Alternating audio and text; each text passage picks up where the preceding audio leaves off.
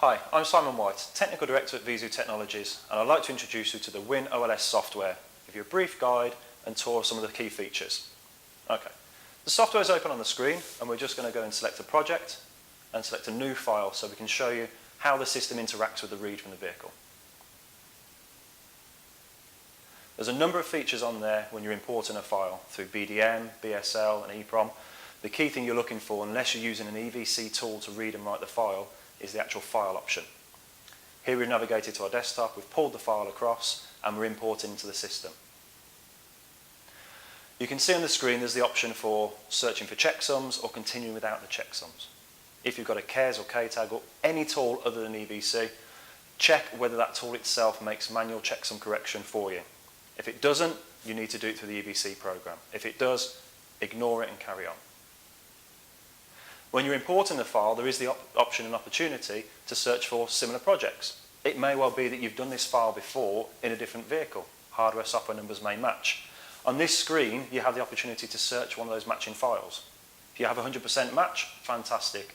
Your job's done. You just extract the mod file you've already got, put it on the car, or send it to your customer so they can write it to the car. In this case, we haven't got a matching original, so we're going to continue and put the data into the system. Now, it's very important, as you can see here with all the information on the screen, to put as much data in for the vehicle and potentially the customer as possible. The WinOLS software works on an SQL database system for the most part. So if you miss any of these boxes off here, it's not the end of the world, but it can slow down the process when you're trying to search for a particular vehicle in the future, or you're trying to look for a certain vehicle for modification. So it is key here, if you can, spend an extra couple of minutes and put in the information for the vehicle. Make, model, the variation, year type. Horsepower is very important as well if you can put that in, because of course it always helps you differentiate between a lower spec reduced horsepower version and the higher spec top of the range model. And on the ECU side of things, you'll see automatically the hardware, software and upgrade numbers have been input into there. All we're going to do is add on the actual ECU type, in this case an EDC15P+. There's a number of other features on here as well that you can select, user notes, user defined fields, but we don't need that for now. We typically go through that during our training sessions with you. You can see on there, putting the vehicle information in for the engine type. We're going to put the horsepower, actually PS here. You can also put kilowatts. No matter which way round you put it, the system will automatically convert it to the other. For the gearbox as well, quite important if you can put whether it's an automatic transmission or, as the system defaults, switch gear. You can type anything you want into these fields though. They're all user editable. Where you see something greyed out in the background, it's a hint or sort of a guide as to what you should put in there, but you can type in whatever you want at the end of the day. This is your system and your database to use. On the right hand side there, you can see we're selecting the tool that's been used. So you can see from the drop down, there's pretty much every tuning tool that's on the market there available. And if it's something new, something you've created and developed yourself, doesn't matter. You can type it into the field. Again, it's a database for your own reference purposes on there. Okay? So now we're going to move forward and we're going to let the system start scanning for the files, scanning for maps that it sees within the data. You can see down here, in the bottom left-hand corner, that the WinOLS software is trying to detect any maps that it can find in there itself. Again, we take you through this during the training course of how you differentiate between the different ECUs and some of the key tips and features as to what to select in the settings so you get as much information pulled back as possible. You can see on the screen now we've got 184 potential maps detected. Now in reality this ECU may have a few thousand maps inside itself, everything from a 1x1 to a 20x20. What the system's done is detected what it thinks from the settings we've put in there, algorithmically and statistically what it thinks should be mapped within the ECU data. Doesn't mean all of them are correct. More often than not, it's just a guide to try and get you to some of those map locations or something that it feels is right. Okay? So the first one we saw was way too big. It was all sort of sketchy. The data was all over the place, like a very bad ECG scan. It's not what we're looking for. Second map down, we start looking at the data and it looks sort of familiar to an injection angle map. It could be something that's important to us. If it's not a map you've seen before, what we can do is we can put a little flag next to it, as you'll see in a second, and we can mark it for future. So we can come back to it, filter the maps and go, not sure if I wanted this one, but to save me searching back through all 184 again, put a little tag at the side of it and I can reference it quickly again in the future. I can put a little filter on there to pull all my flagged maps up. Okay? You can also double click on something that it's automatically detected. So if you think there's a map there that you want, you go, that's boost or that's fuel, I want this map, let's have a quick look. You can just double click on the reference that's there. So a little marker that appears at the top, giving you an outline of 16 by 20, or in this case 16 by 15, double click it and it will create the map for you on those sort of parameters that it automatically detected. We can then check the map in the 3D. So we can look at the image, we can rotate it around and see if the data makes sense to us. There's nothing worse than when you select a map and you think you've got the perfect ignition map or fuel map. You look at it in 3D and it looks like Sonic the Hedgehog's profile. It's all over the place, there's no consistency on there. It's not good data. Either your map's misaligned or you've selected a red herring. It's all right. We can change this. We can get rid of the map if we don't want it. We can move it around, realign it if needs be. And this is all the things we take you through in the training. The system looks overwhelming to start with, but please trust me, it's really straightforward. Once you've had some basic training with us, we can take you through the step-by-step process on how to use it and get the most out of it. So typically the next process you'll go through on here is, as you can see on the screen, we've put the preview up so we can actually check the 2D and the three-dimensional at the same time, making better use of our time and of the software to sort of sanity check some of the maps that are being found on there. It's a little bit long-winded, the next sort of part, so you'll see a few of them just sort of click through in the background without me commenting on, but we're trying to find multiple maps in there that are the same function. So in this case, whether it's an injection angle, whether it's a boost map, EGR, wastegate trees, whatever the map is, we're going to go through and highlight and tag the ones that we think are really important. The one you can see now, by the way, is not a good map. This is another one of the system statistically thought there was something there because of the repeating data. If you look at it, it's all over the place. There's no smooth, consistent curve to it, so we don't need that map. And we'll continue and we'll highlight a little flag at the side, a number of the maps that we want on there. When we've finished highlighting all the maps that we want, and you'll see shortly, we'll then group them all together with the filter, and we'll take them from the potential maps and put them up at the top into the My Maps. This way it's easy to work on them because they're all collected together. As we're going through and searching through the different maps that have been automatically detected, you'll sometimes come across what looks like a map, but the system's only detected a small area of it. The map on screen, for example. The map here you can see is a lot bigger than that sort of predefined red area that statistically the WinOLS software thought was something you needed. So what we've done is we've deleted the marker, we're going to select an area of the map, and a real simple right click, support map selection. The software will 99 times out of 100, give or take, automatically line the map up for you. All we have to do is select the beginning and end highlight areas and then add the map into our list. So you can see on the screen there we've just lined up the start and the end highlighted in green. We've checked with plus minus that the map data looks correct and we're just going to add it in. Simple press of the K button, as you saw on there, add selected map or create selected map. We look on the screen now at the map data and just see, does it make sense? Does it follow sort of a pattern? Has it got the smooth curve in there? Is it progressive? Is it what we're looking for in terms of data? A sanity check back in the 2D view of the hex dump, and we press the preview to put that back on again, and we can see the data looks decent. It looks like something we could use. We'll know for certain when we get to the editing and tuning part if it's a map we need for modification, but at the moment it looks like it's something that could be important to the tuning. And we continue through, and this map will probably be repeated a few times in the ECU. This particular one has groups of 3, so most maps will appear 3 times in the ECU, in sets. Once we've found all the maps that we want, what we're going to do at the end is highlight all of those flagged maps by applying the filter and move them into My Maps.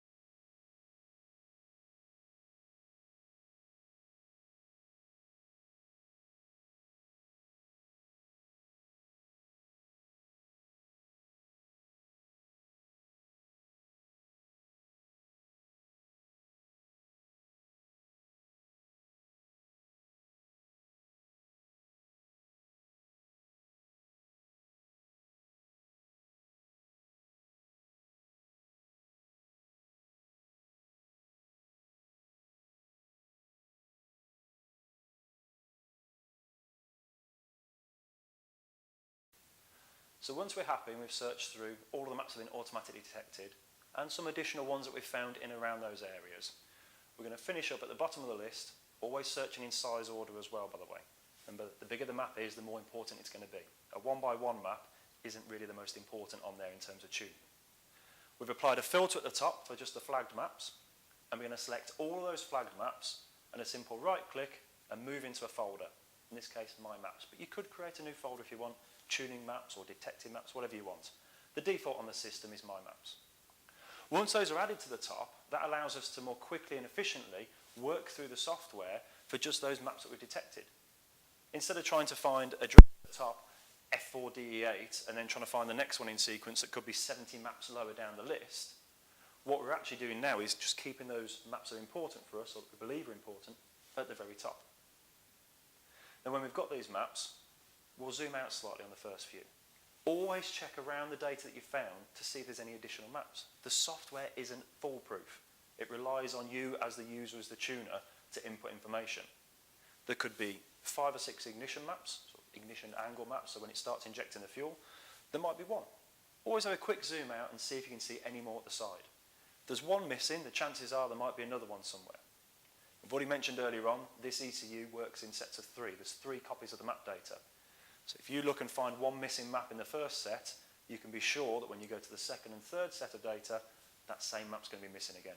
It's always important to just sort of visually check your eye over it and make sure everything's in order and you've got everything you want from a tuning point of view. With the training in mind, we take you through this step by step, the things to look out for on the maps. What is a good map? What is a bad map? What isn't a map we want for tuning? There are thousands of maps in the ECU. It doesn't mean you need to tune 1,000 maps. More often than not, it could be 20 to 30 maps that you need for tuning. Some ECUs, it's even less. The simpler the engine, the less there is to tune in many cases. The methodology that we employ is that as we're going through the maps and we've sanity checked and decided, yep, this is something I want, I've found the extra ones that are missing, we'll just get rid of the flag at the side. It just makes it a little bit easier in future if we look through the predefined maps again or potential maps again, that we're not suddenly going, oh, here's one I need to add back in, and end up with multiples of the same map. So once we've got it into My Maps and I'm happy with it, we'll turn the flag off so we don't run that filter again for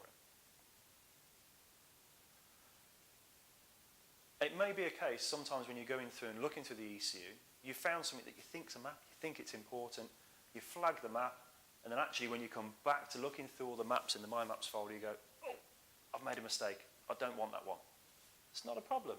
You can unflag it, you can delete the map. Don't panic though, you're not deleting the data from the ECU, you're just moving it out that sort of filtered folder that you've created at the top. Okay? One of the maps you can see on the screen there was the wastegate duty cycle. That was the map we were looking for, the ones we've just deleted were a bit of a red herring. Duty cycle maps, but not the important one we needed for tuning. As we're going through now again, just turning the flags off, we're checking the maps one by one and going, yep, I'm happy, that was the map I was looking for. I didn't accidentally select any wrong ones with any sort of red herrings or random maps in there.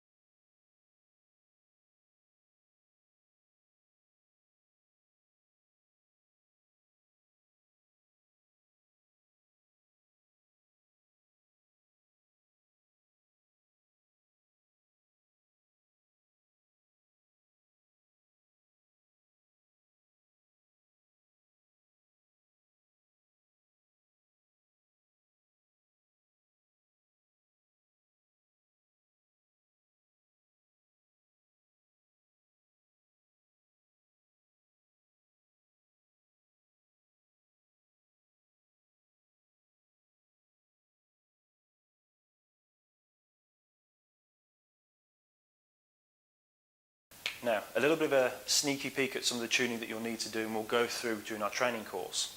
The priority of maps that you need to look at. Everyone assumes with a car, whether it's turbo or naturally aspirated, it's about getting the power straight away.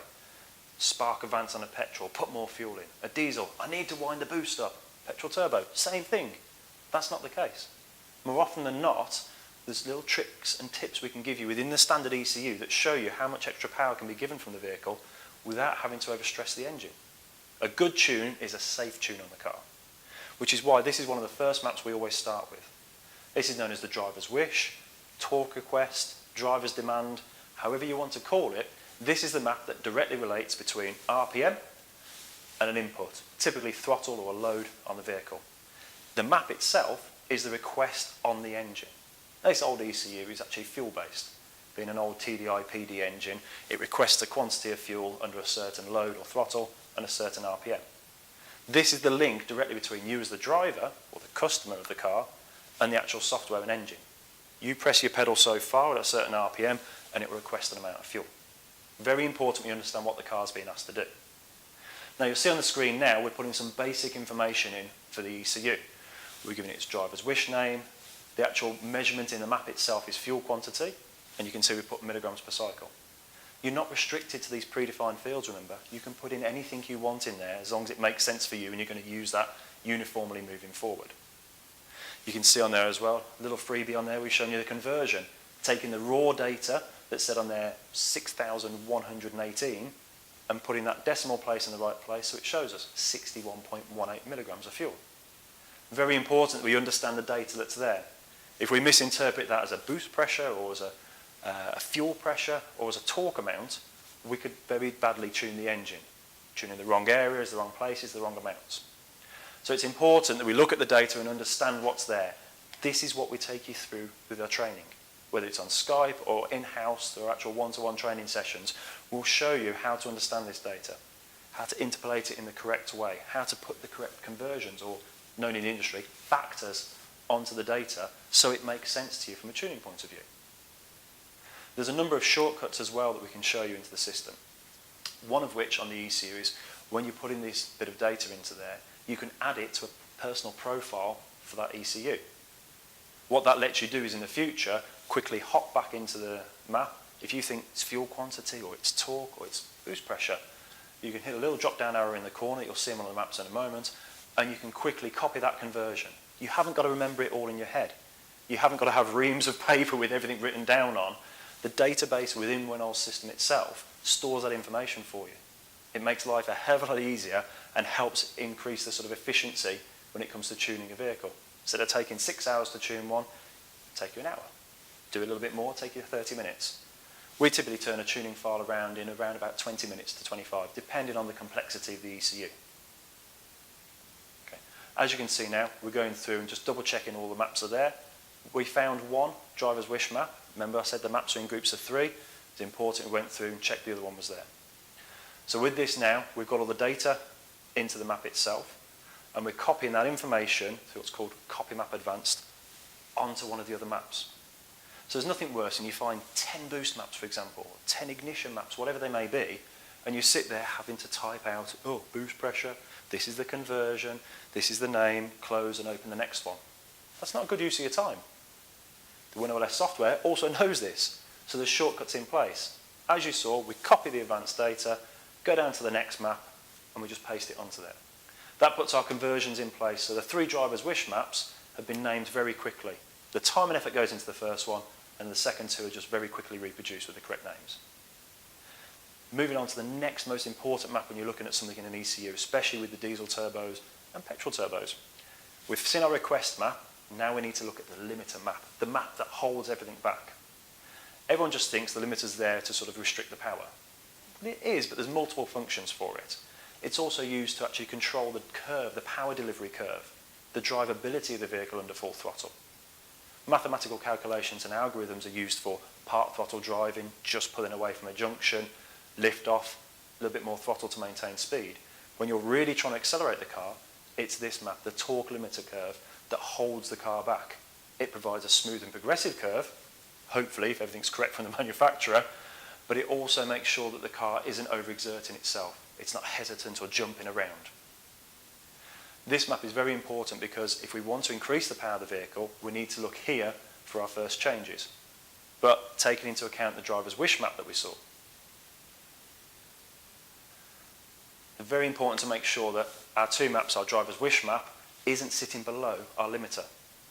Because the limiter isn't going to do anything then. We're not asking for enough to actually hit that limiter. So technically, nothing's really in control of the car.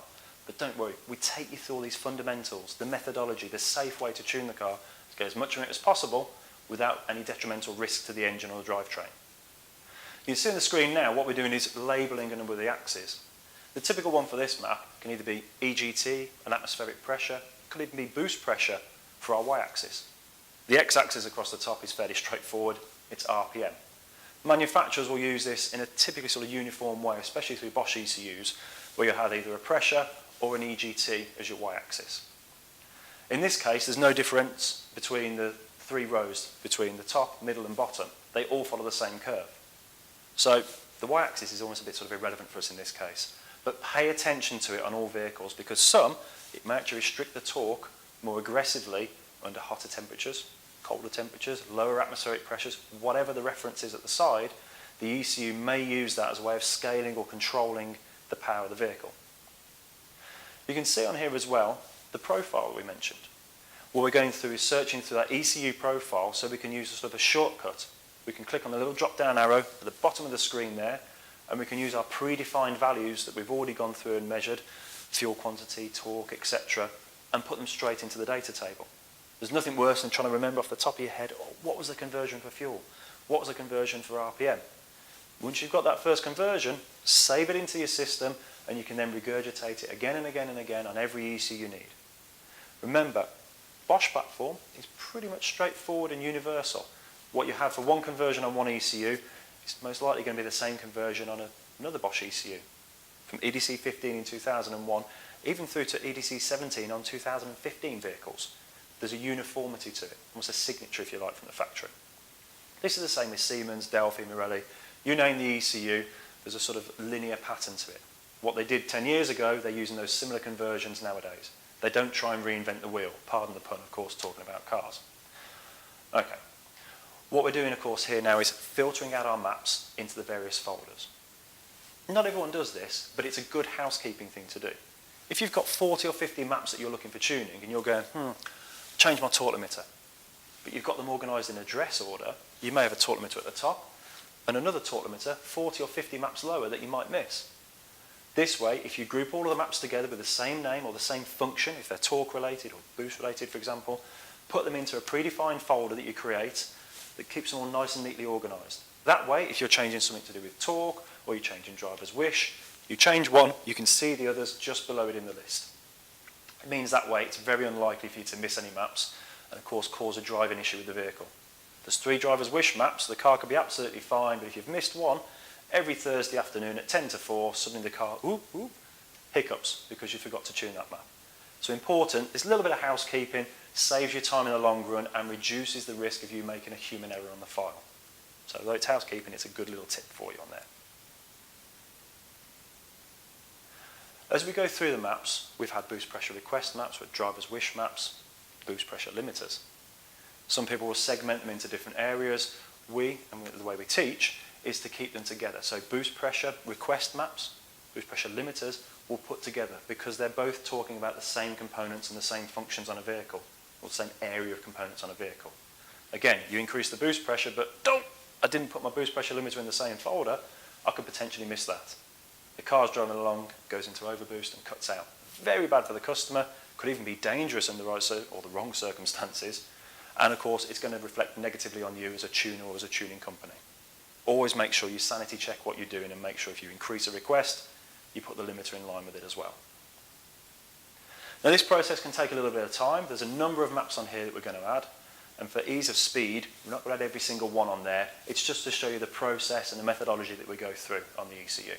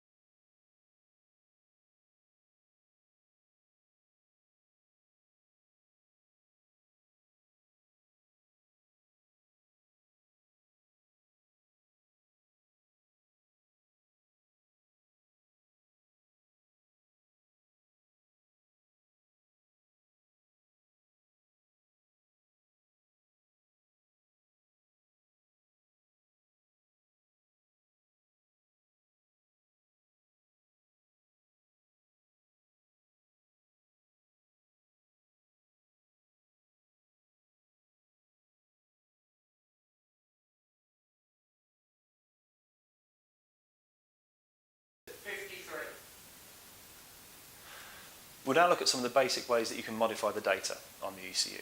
This isn't every single way, but it highlights some of the ways that you can make changes. First of all, looking at the driver's wish map to see the maximum fuel being requested. We're then going to go straight to our torque limiter, as you can see on the screen, and look for that same crossover reference value, that 2000 RPM or 1500 RPM. Look at the matching values. Is our limiter below our request? In this case, it is. We're going to show you the 3D way. Very quick and easy way of making modifications. We'll select an area of the map, literally just using the mouse and the left click. We'll drag over where we want to modify. Very simply then, you'll see the cursor change to a plus minus, and we can drag the values up or down. It's not an accurate way of doing it, but visually it's an easy way of making the change. We're going to hit yes at the top because we want to make these changes, and we're basically saying to the software, look, I'm safe, I'm sure, I know I want to make this change. The software tries to protect you from making a mistake or accidentally increasing a value without realising. So you can see on the screen we've raised it up by a certain amount, starting from around about 1500 RPM, and we're going to increase them moving along periodically to try and create a nice smooth curve. Where the factory map came up, momentarily dropped and then carried on, we're trying to iron that out. Now this isn't a tune for maximum power or maximum efficiency on the vehicle, it's just highlighting one of the ways, one of the many ways in WinOLS that you can make modifications to the vehicle. When we've made the changes in the 3D, we can sanity check what we've done percentage-wise, either hover over one of the single points to see the RPM and the change we've made, or an easier way, once we're happy with it, we go back to the text table and we can click a few of the different buttons on there, percentage and delta, to see those changes. So we bring the map into view, the area, and we go to the top of the screen and we'll press the percentage button and we can see what that actual change means as a percentage. We can also look at it as an absolute change as well by hitting the triangle or delta sign next to it, as you can see. This is a good way of sanity checking what you've done. What looks fantastic in the 3D could be a tiny change that makes no difference to the car, or it could be such a big change that it's now going to do a quarter mile in 5 seconds. So always sanity check your work. What we're going to do now is put it back to original, so we can show a couple of the different methods for making changes on there. Now the data's back to original, we can select just a block area on the ECU, and we can change by an absolute, actually edit the value. In this case, we're going to set it on the screen to 80 milligrams of fuel. It's not a good tune, but it's just to highlight how we make the changes. Sanity check your work again in the 3D. What looks good in a table might not actually look good.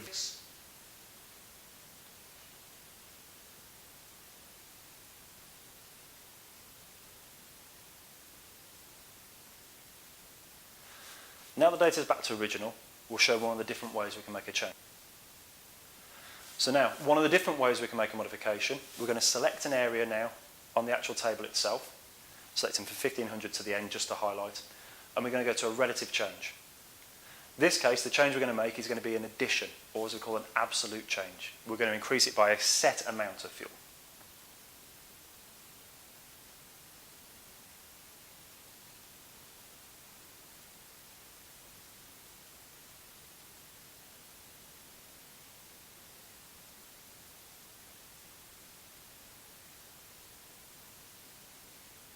With the data back as original, we're going to show one of the other ways, one of the more complex ways of making changes to the ECU.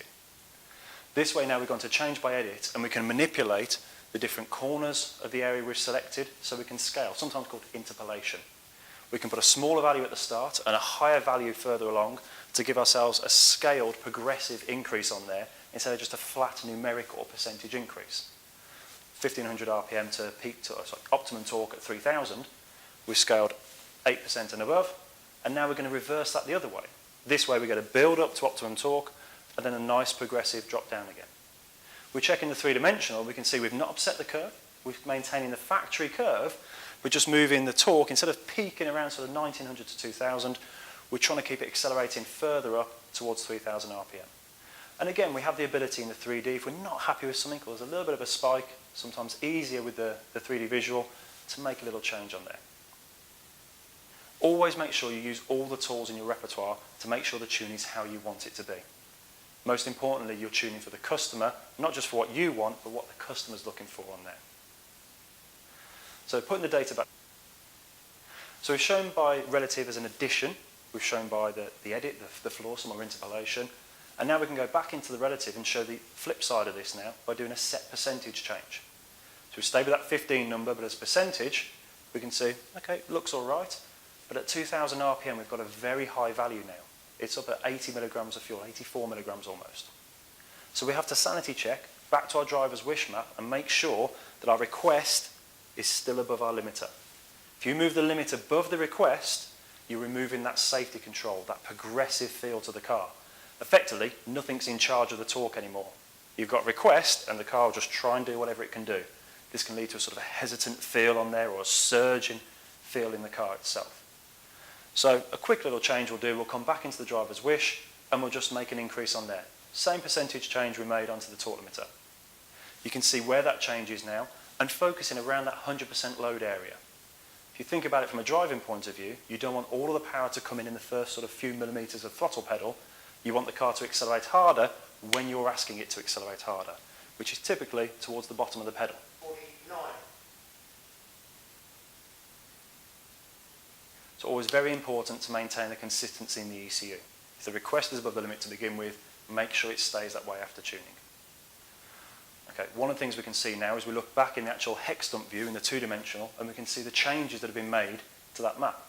We can see all three of those torque limiter maps have been changed there for that section, and we can see the driver's wish map has been changed as well, both highlighted in blue. This lets us see now that on this file we have differences, there's modifications made to it. Put the driver's wish back to standard quickly, and we're also going to do the same on the torque limiter map. What it's going to let us do now is highlight one of the other key features and functions of the system, which is to create a map pack. Now you may have heard of the phrase map pack before. A map pack shows the areas that you need to change. You can purchase these, you can make them yourself, and that's what we show you in the training, how to make your own map pack. You can buy in map packs or super map packs that we'll talk about a little bit later on. What we've done here is we've highlighted the maps that we've detected. It's not all of them, it's an example of course, and we're going to export this map pack out. What this map pack is a little data file we store on our computer somewhere, and if we have a similar file come through again, a similar vehicle, same engine, same ECU, numbers can be different, it's not that important at this point, we can bring that map pack back into WinOLS and it will quickly highlight the maps that we need for tuning again. It's that shortcut. The time and energy and investment goes into the first one of these ECUs you do for that particular vehicle type and engine type. Then in the future, you can speed up the process, save yourself a lot of time by regurgitating that work that's already been done. Put it in from your desktop or wherever you stored it, put it back into the ECU, and you can see the maps that are there and highlighted. To prove this, we've just deleted all that hard work we just put in. You can see there in my maps, there's no boost, there's no torque limiters, no driver's wish, nothing. We don't need to panic at this point, remember. We can go to our import and export, go and find our map pack, import it back from the desktop, always denoted by a little .kp file extension on there. And as if by magic, when we import this, all of our maps are going to appear again. Scrolling down slightly, we can see, look, boost pressure, torque limiter. What we're going to show now is how you save the file. Of course, it's really important finding your maps and making those changes to them, but what do you do with it after? So we're going to make a very quick example change here, little 5% change onto the torque limiter, and then show the process to actually save that file. It's very important when you're going through WinOLS to periodically save your work. Even if it's just creating the maps without any modifications, press the save. Computers can be funny things at times and temperamental, so periodically save your work. You'll only be asked to save it as a new version when you've physically made changes in terms of adding something onto fuel or boost, etc., when you've modified the data. Changing the filters or the factors or map names doesn't edit the data itself, just the filter that you're looking through. So now we've got a modification, we've saved it as a new version, we're now going to export that file. So once everything's all done with your tuning, you want to export. The typical way you'll do this is through binary file at the top there. There are a number of options in here, but binary file is what you need to get the file out there so you can write it to a vehicle or send to your customer to write to a vehicle. The OLS function for the current project, or OLS function for all project versions or files within that project, is so you can send, okay, I want to send my file to Bob the tuner. You send it to Bob, your OLS project, he can see all of the maps that you've created on there, can see the data for the file itself, and can actually understand what you've been doing. So, for example, when you've done the training, you want something sanity checking, you've left the training, you come back and you go, I've tried to make this file, I'm not sure if I've missed everything. Send it through to us. Send us the OLS version and we can see your project and everything you've done in there.